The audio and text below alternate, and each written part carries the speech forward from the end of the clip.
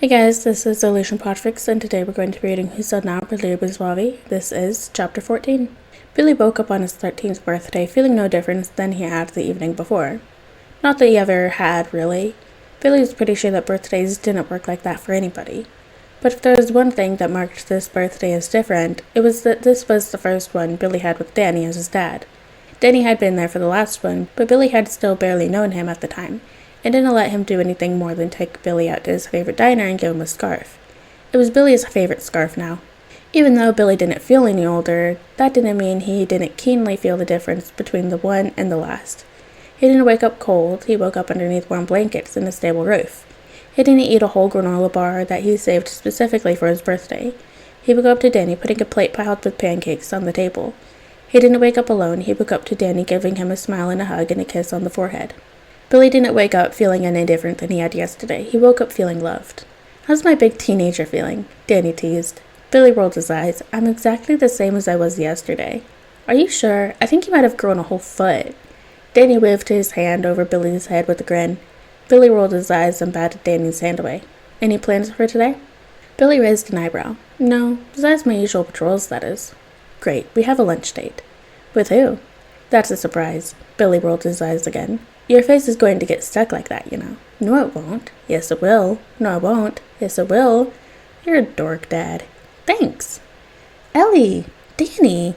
Billy grinned as Ellie stood up from the dining table, wrapping Danny in a hug and squeezing tightly. "How are you?" Danny asked, returning the hug.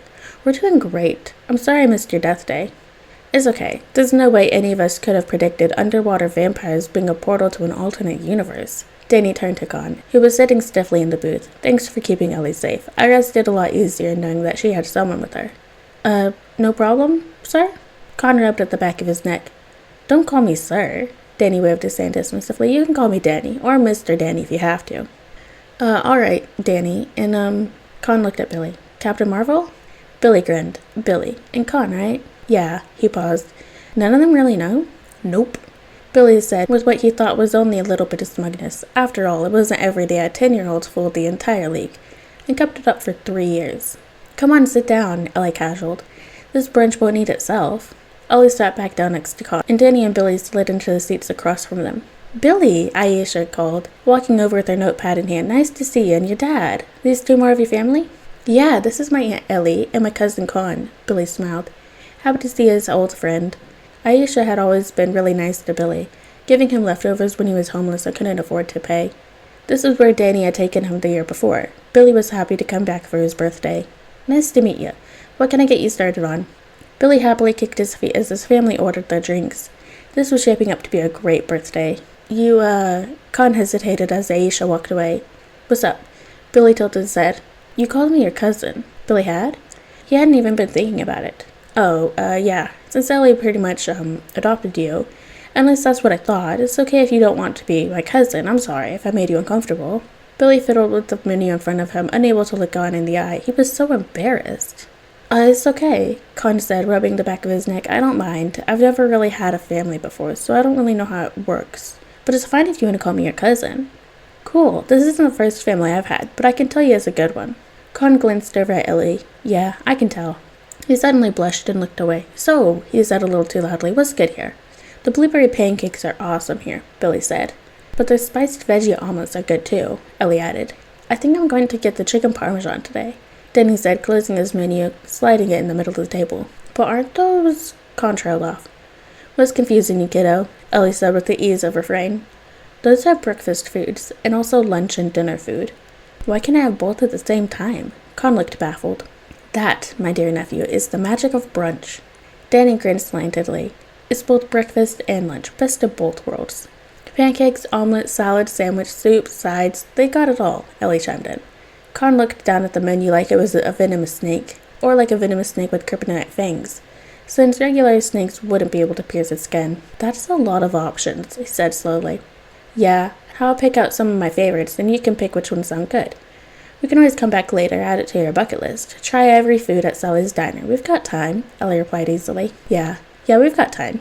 Billy kicked his feet happily, the tips of his sneaker barely skimming the floor. He remembered the first time he came here with Danny. After the very first time they had met, Billy had been so nervous, constantly feeling a little thrum of go, go, go in his veins. He didn't know how to stay still and let the time pass. He never felt like he had enough time. There was always the worries of being a hero and a member of the Justice League and the champion of magic and homeless and a kid. There was always somewhere to go, something to do, schedule a meeting with the Justice League Dart, show up for monitor duty with the main part of the Justice League, hop into a parallel dimension to negotiate a treaty between two warring factions of Fae adjacent folk, figure out where he was going to sleep since he got kicked out of his last place by the police, meet up with Freddy at the park and play and deflect any mentions of going back into the system. Billy never had the time to stop, because it felt like the moment he did, he wouldn't be able to do it anymore. And he wasn't. He slowed down, he paused, he stopped to meet up with Danny, pop by and say hi, just because he could, get ice cream and sit in silence, feeling the rest of the world go by, laying down in Danny's guest room when he didn't have anywhere to go, where he wouldn't freeze to death in one of the worst storms Fawcett had ever seen. He slowed down, he stopped, he breathed. And then he collapsed, not as catastrophically as it could have been, not with Danny to catch, but he didn't patrol as much as he did before, not when he had actual stable timed meals to get to. He didn't volunteer for as many monitor shifts as he had when he had no one to go back to. He didn't make every meeting anymore because now he had pre-existing plans, someone to do things with. He wasn't constantly on the move anymore, he wasn't always going with a nary pause. He didn't do quite as many things as he did before, he didn't spend as much time as a hero as Captain Marvel. He couldn't help but feel like he was a better hero for it. He was sleeping more, yes, but he wasn't as tired when he had to fight. He spent less time as a hero, but that meant he had the energy to be there faster when he needed. He wasn't just connecting to himself as Captain Marvel, but as Billy Batson.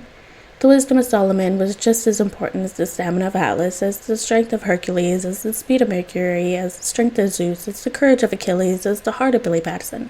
He had practiced the development of his powers and gift from his patrons, but in doing so, Billy Batson had fallen to the wayside. But as he thought, and Solomon agreed, Captain Marvel would not be Captain Marvel if it weren't for Billy Batson. There had been dozens, hundreds, thousands of champions of magic before. Each was different in how they handled their powers. Each was unique in what they did with their abilities. And every single one brought something different to the title of champion of magic. Billy was no exception. There was no champion before that were like him. And there weren't going to be any after him who would be. There would be champions after Billy that was entirely undisputed, but there would never be another Billy. It was important to be himself. It was good to be himself, with all that entailed. It was good to spend time with Danny and go to school and to sleep 8 hours a day and watch movies and make friends with Freddy's new foster siblings. It was good to make time. To be him, to do good, to be more than just a hero, a member of the Justice League, the champion of magic. He was more than all those things. He was something amazing that no one else had ever been or could ever be again. It was Billy Batson. He had time. Alright guys, now it's the end of chapter 14 of Who's Old Now by Lyra Buzwavi. I hope you guys liked it, and I'll see you next chapter.